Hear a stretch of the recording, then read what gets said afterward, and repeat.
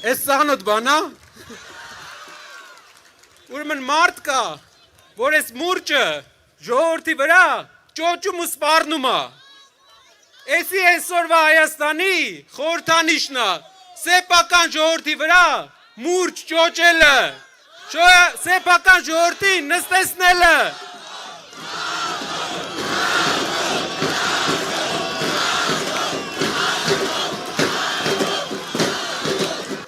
Իսկ որն է վաղվա Հայաստանի խորհրդանիշը։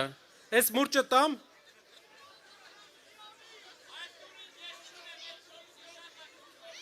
Էլ չտակ ձեռը։ Վաղվա Հայաստանի խորհրդանիշը բահն է, ժողովուրդ։ Բահը։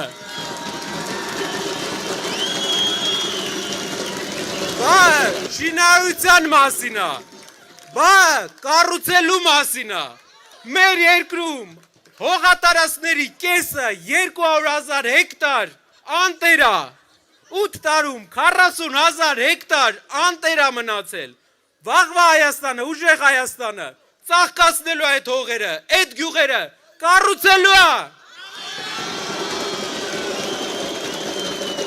Մեր երկրում հազարավոր մարդիկ չունեն բնակարան, հազարավոր մարդիկ ապրում են Վարձով,